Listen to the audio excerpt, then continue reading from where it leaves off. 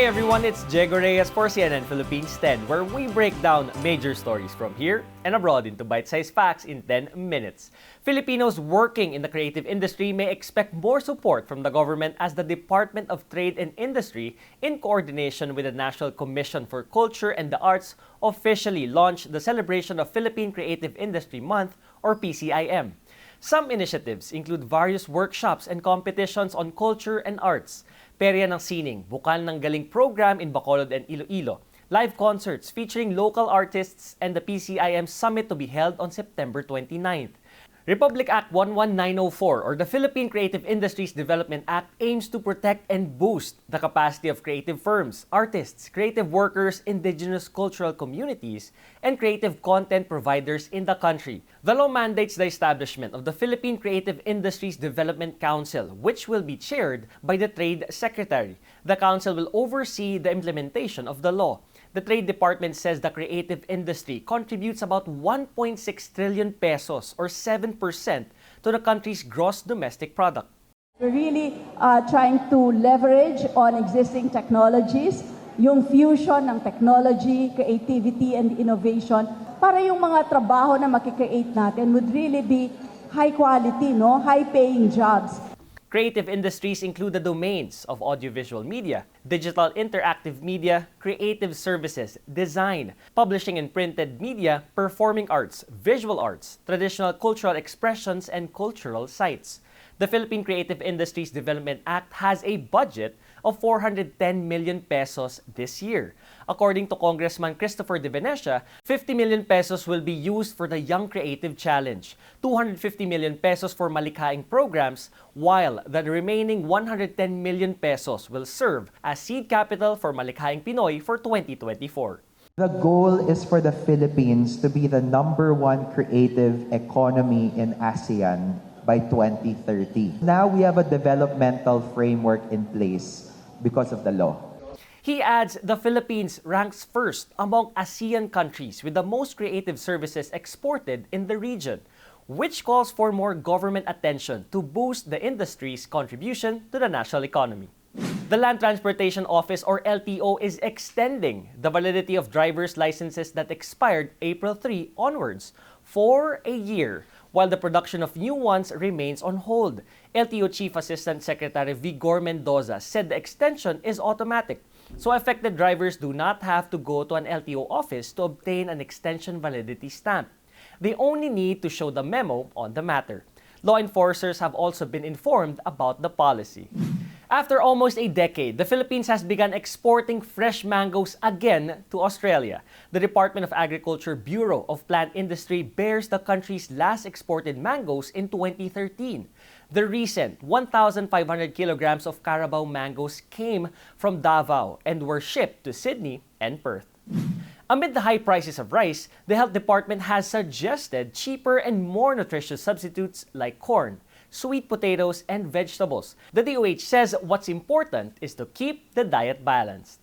Hindi po dapat maging dahilan na ang pagtaas ng presyo ng bigas ay magbunsod para bawasan natin ang pangangailangan ng ating katawan in terms of calories. Nandiyan po yung ibang mga gulay na hindi lamang tayo mabubusog, ay magiging sapat pa yung sustansyang makukuha po natin. The PBA's winningest coach in history is ready to take on a familiar but tougher mission. After 25 years, Tim Cone returns as head coach of Gilas Pilipinas for the upcoming Asian Games. It's going to be hard. I know that, and I know I'm not going to always be the universal choice of everybody. There's a lot of candidates out there, but the bottom line is, in my opinion, I'm here. It was during the 1998 Asian Games when Cone led the Philippine Centennial team to a historic bronze medal finish, but the Samahang Basketball ng Pilipinas clarified that his stint is just an interim basis. Cone's assistants are Richard Del Rosario, Jong Uy Chico, Josh Reyes, and Ginebra superstar L.A. Tenorio. San Miguel Corporation Sports Director Alfrancis Chua was also named team manager, while PBA Commissioner Willie Marshall will serve as deputy team manager. This is going to be hard, especially for Tim, because of the time the player selection, everything. But, you know, kami lang positive kami. I'm excited at the same time, wala nang gagawang iba kundi kami na lang. The Philippines was once again recognized as the leading dive destination in Asia. According to the Tourism Department, this is the 5th straight year that the country achieved the feat at the World Travel Awards Asia and Oceania Gala ceremony. Among the government initiatives to further promote dive tourism industry in the country is the first ever Philippine Dive Dialogue in Cebu.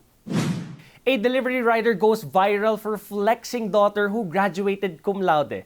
Elmer Malianao pasted his daughter Sophia's graduation picture on his delivery box. She completed her degree in BS Business Administration at the Rizal Technological University. Elmer shares he's proud of his daughter's achievement even though their life is hard. Sophia is also the first to graduate college in his family.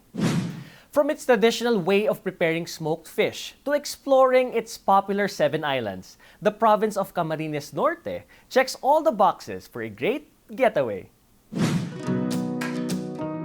Traveling truly replenishes the soul, and there's no shortage of adventure as we visit the province of Camarines Norte.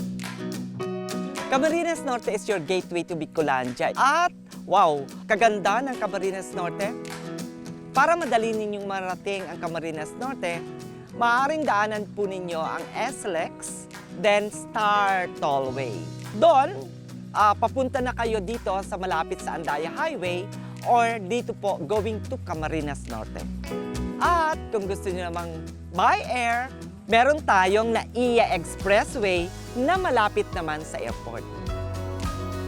Mercedes, being a coastal municipality in Camarines Norte, is most popular for its traditionally made smoked fish or tinapa. May hashtag nga po kami, tinapang Mercedes is the best. Kasi yung tinapang Mercedes po ay malinamnam, masarap. Talagang kapag sinabi pong tinapa, sasabihin, sa Mercedes yun. Pineapples grow abundantly in the province of Camarines Norte. The sweet pineapple variety called Formosa and concentrated pineapple juice are some of the things we should try in the municipality of Labo. With its healthy tropical drinks, lush islands, and delectable food, there's no reason why you shouldn't come to Camarines Norte. Come to Cam Norte! Come to Cam Norte! Filipino fans rejoice because Korean superstars Lee Min-ho and Park Seo-joon are heading to Manila. Seo-joon will hold a fan meeting on October 14th at the Araneta Coliseum. It will be brought by a local health brand which recently unveiled him as its latest ambassador. In 2019, he also held a fan meeting to endorse a clothing brand. Meanwhile, Lee Min-ho will be part of the 65th anniversary celebration of a popular mall conglomerate in the Philippines. The event will be held on October 15th at the SMX Convention Center in Pasay City. The trailer for the thriller No One Will Save You has been released. It is headlined by Booksmart star Caitlin Dever. In the trailer, her character Bryn will try to escape from extraterrestrial beings after invading her house. No One Will Save You will be out on Disney Plus starting September 22nd. And now, for our 10-second trivia. Who is the only basketball player to score 100 points in a single NBA game? David Thompson, Kobe Bryant, Paul Arizin, or Wilt Chamberlain?